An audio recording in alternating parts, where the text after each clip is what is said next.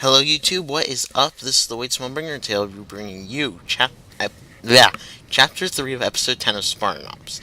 So that being said, let's get started. So yeah, they will be doing the good old-fashioned DMR Storm Rifle combo. Took me a while to remember what kind of combo I'd be using, outside of an Ultra combo. Ultra combo! And by be on the lookout for any survivors, that means there's a Warthog off to your left. You should probably use those. Warthogs, teammates, all that jazz, they'll be essential here. And yeah, we're back at the Apex, but luckily this time we're going to be in a new area of the Apex. That plus I do actually like the story here because, you're kind of on a time limit. That whole flying in the sun thing. That's not fun. At all. Yeah. So yeah, we're just waiting for these Marines to hop in. However, they almost got run over by their douchebag teammates. Yeah, it's obviously not working. Just found this guy. And hop it. And we'll be going off. Door! Again! Let's try this time. Requiem still moving towards the sun, but we're okay for now. Whee! We're all flying! Wait! Into the heart of the sun! Son of a bitch!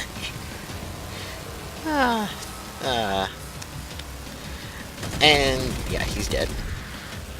Overkill, buddy. Overkill. He's already dead. He's already dead! God damn it, he's already dead! You die, friend. You die. See? Like that. And now you're dead. I hope you feel stupid, because you kinda are. Now I'm gonna shoot these guys in the face until they die. And then I'm gonna... I don't know what I'm gonna do next. Let me think about this. Yeah, I don't know. Yeah, and they start throwing phantoms at me. Wait, I'm assuming one Covenant cruiser decided to stay behind and, will stop them from reaching the portal. Even though, from what I've read in the books, they're sort of at the point where they need every ship they can get, so, why have all those ships go hurling to a sun? I don't know.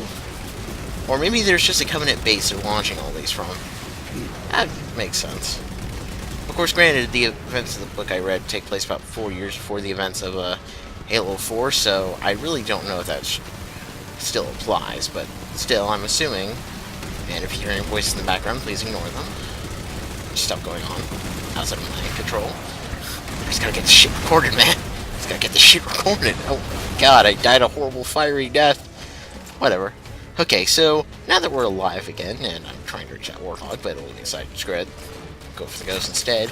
So yeah, I'm gonna go ahead, ram these people in the face with a ghost, and then after that, I'm gonna go stop Requiem from flying in the sun, and then I'm gonna eat 1,000,000 chili dogs, and then I don't know what I'm gonna do after that. Actually, boom, we're boss-sized squirrels. For anyone who gets that reference, I applaud you.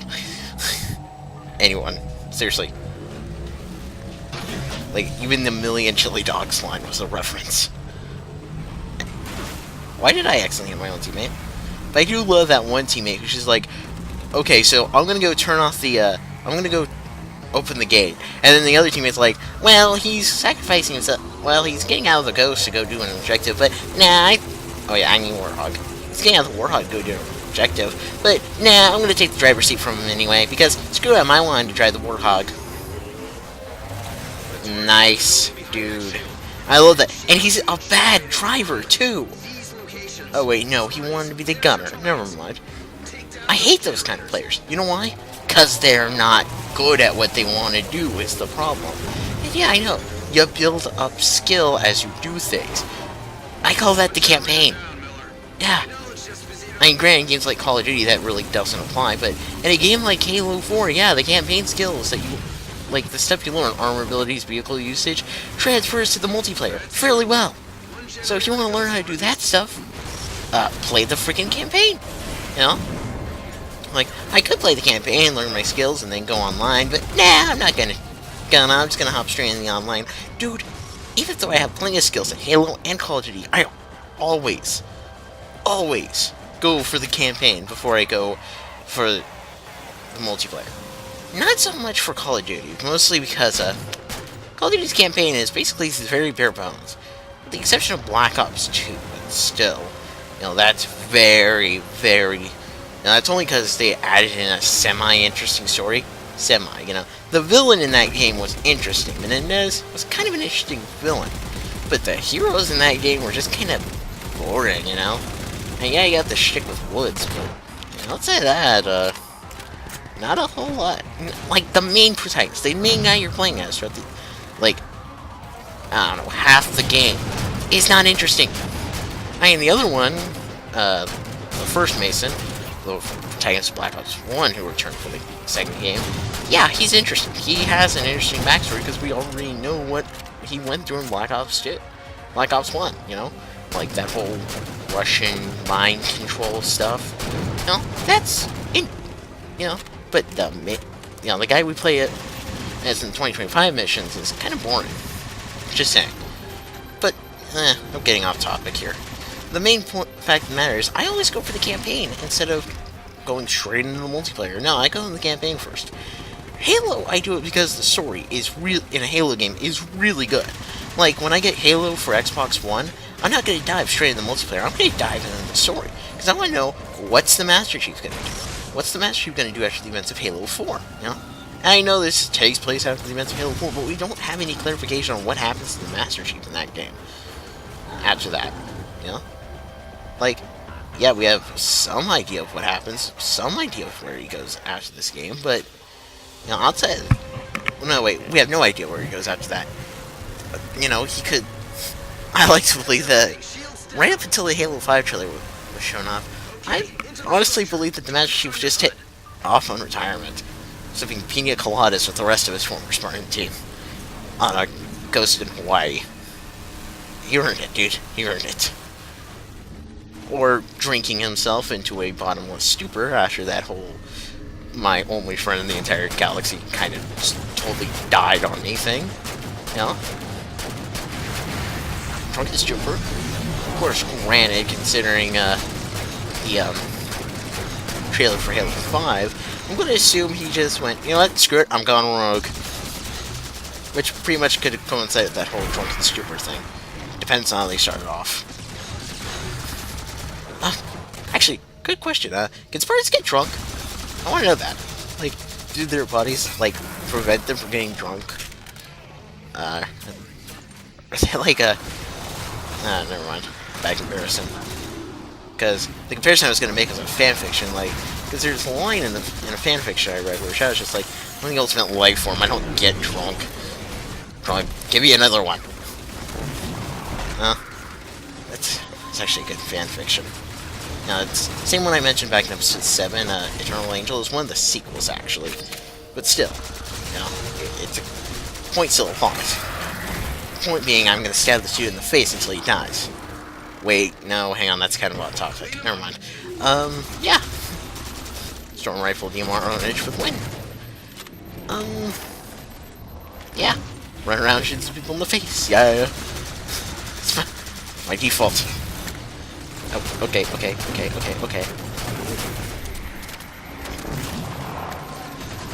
So we've almost won. Let's see if we can avoid being, filled with DMR bullet holes. No, okay. I feel like right now I should talk about the Xbox One. Which, I feel like I'm going to, even though this is going to be, coming out 3 weeks after 2 weeks after I record this. But still, I think it's a good time to start talking about it. I actually really think that they could use more indie titles. Not necessarily. They could try getting more of the indie crowd for Xbox One. More exclusive indie titles. Like Dust. Dust and a Legion Tale. Which, I'm gonna say this now. If you have an Xbox 360. If you have an Xbox Live account. If you have $50 to spare. If you have not bought Dust yet. Buy Dust. And I don't care if it's it's anthropomorphic animals. No, that doesn't apply. If that's your entire argument behind not liking it, that's dumb. That is a dumb point, in my opinion. Why? Because that doesn't detract from stuff like gameplay and story. Well, little from story. That's more art style, really. hey, buddy, I sympathize where you're going with this, why you don't like the idea of anthropomorphic animals, because you've been on Fur Affinity, probably. I don't know. That or you wondered what Alvin Earthworm was doing after Super Mario Bros. Z. I don't blame you either way. Like, seriously, the guy who created Super Mario Bros. Z, which is one of the best sprite animation shows I've ever seen, went on to draw furry porn. What the hell? Like, I don't mind that he didn't want to do the show anymore. I mind what he did afterwards, because that's just a waste of talent, dude. A waste. But whatever. You get the point, right? You know, I sympathize where you're coming from on not liking Dust and Legion Tail, because, you know, it's a... yeah, it has anthropomorphic animals. And not like Sonic the Hedgehog style anthropomorphic animals. No. More like the kind of, more mature adult shit. Kind of what you would see... okay, actually, I'm shooting my own argument in the face repeatedly, but you get the point. It's not... it is cartoony, actually. It is cartoony. But, you know, anthropomorphic animals. What you gonna do? Yeah, you know, I'm understanding why you don't like that, but trust me, let me just leave your fears now. Nothing like that. Even though, yes, it was, mostly designed and hand-drawn by one guy. There's nothing like that. Dude is not creepy like that. Well, maybe he is, but he sure as hell, we sure as hell couldn't tell from... I sure as hell couldn't tell from playing the game. But, you know, just saying. I don't know, I'm just saying. You know, because Dust and Legion Tail is a really good game with a really good story. But, where was it going to? Oh, yeah, Xbox One and exclusives. You know, they need more games like Dust, you know? Because they're in that time, that golden little era where Microsoft basically had a corner on the indie game market. Remember that? Where, you know, games like Super Meat Boy and Castle Crashers were coming out left and right for the Xbox 360. Remember those days? I do. And Microsoft really, if they want to be successful, needs to revitalize those days. They need to try getting back on that boat. You know, they need more Super Meat Boys, Castle Crashers, Trials HDs, Shadow Complex. And you remember those games? I mean, yes, some of our arcades can be kind of disappointing, but the games they come out with during that time are freaking amazing. You got Super Meat Boy, you got Castle Crashers, you got Dust and a Legion Tail, Dust and a Legion Tail, Dust and a Legion Tail. I cannot push that enough on you. If you have 50 bucks, you need to buy that game. It is amazing. Seriously, Dust and a Legion Tail. That's all I need to say. Microsoft at one point actually had a good corner on the indie market. Because, you know, that game was, despite having high quality voice acting and good music, great music, most of the game, graphics, like, most of the story, except for some input he had on a few friends, was mostly developed by one guy. One guy! I mean, yeah, obviously there was an independent studio handling the sound work, but outside that, one guy! Come on, people. Come on. Yeah, of course, you got Super Meat Boy, you got Shadow Complex. I really like Shadow Complex, although my biggest complaint about Shadow Complex is it's like Metroid crossed over with a Call of Duty. That's my biggest gripe with it. You know, it feels like, you know, the plot isn't interesting, it feels way the hell too much like Super Metroid, in my opinion. You know, in my opinion, it feels way the hell too much like Super Metroid. Which, you know, if you want a Metroid kick but don't have a Nintendo console, then yeah, I kind of sympathize why you would get a game like Shadow Complex. Oh wait, hang on, no, Dust is part of Metroidvania. Never mind. Actually, no, that doesn't destroy what I said about Shadow Complex. Just Dust is a bit more original about it. You know, in Shadow Complex, you have to backtrack a lot in that game. You know, like in Super Metroid. Dust, maybe once? Twice? And that's only mandatory, you know. If you want to go back, that's all up to you, but, you know, you don't have to. You don't have to backtrack for everything, you know. It's entirely up to you whether or not you want to backtrack or not in Dust. In Shadow Complex, you sort of have to backtrack. You know, it's kind of annoying. You know? And I just had my, I think I just found my title for this video, Dust vs. Shadow Complex. But, you know, I'm just saying, Microsoft, if they want to be successful with this new Xbox One thing, really needs to start appealing more to indie developers. Make it easier, make it more streamlined. You know? I don't know. Just, if you and as much as I hate to say it, even Microsoft still spent that Steam with Dust. Because Dust is, and perfect segue here, on Steam! Yeah! Still, and this is another thing. Here's how I was watching a guy named Jumpin' Productions just the other day, or wait, no, actually, today, but he didn't come to mind until right now. But he suggested that if Microsoft wants to be successful about this, they need to make the games like at least $10 cheaper digitally in order to than retail. Because most of the time in retail, you're selling stuff like packaging and making the discs. Digital, not a whole lot. You're just paying your IT guys to work on the servers. It's not really much of a problem there. Probably paying them like $10. That automatically. Probably paying them an extra $10. And yeah, that was your RVB cameo for the episode. So grab this jetpack, and all you have to do is get on board this ship. Get on board the ship and steal the power core. Yeah. I remember. I was talking about the game. Right. That.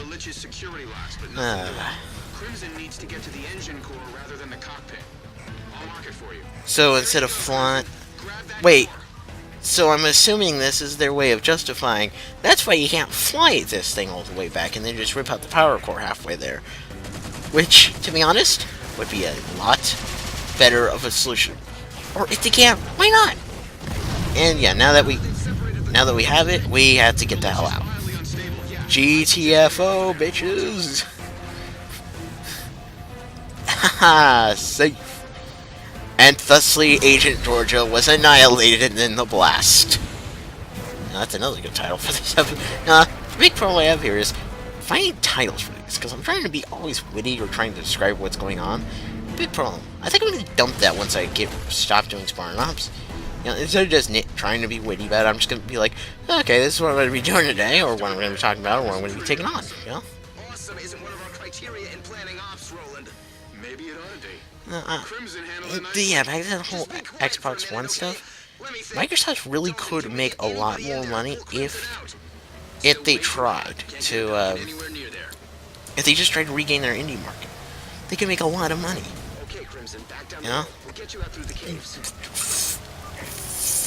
I mean, fuck, man. I just had a thought. If Microsoft really worked this well, they could easily make Dust one of their bigger name franchises. Why not? I mean, towards the end of the game, they do actually start establishing something called a mythos, that stuff that, that thing that separates the 2010 version of My Little Pony from the 80s version? That stuff? Mythos? Yeah. It's the kind of stuff that makes us say, hey, I want to see a sequel to that, or hey, I want to see that remade, or I want to see this continued, or I want to see this expanded, Dust has that. The other guys don't. Halo has a good mythos. That's one of the strong points about Halo. They were able to establish a mythos. Granted, I had to read this more of the genius writing of Eric Nyland, but he was able to take a line after the fall of Reach, and bam, made an entire book about that. But didn't just go into the fall of Reach, but went into everything else. The fall of Reach was more like a calling card to that. Because, this is back in the days where the instruction manuals were the first thing you pulled out. Just saying. With that being said, this is the Wade Smallbringer, and play Dust in Elysian Tale, please.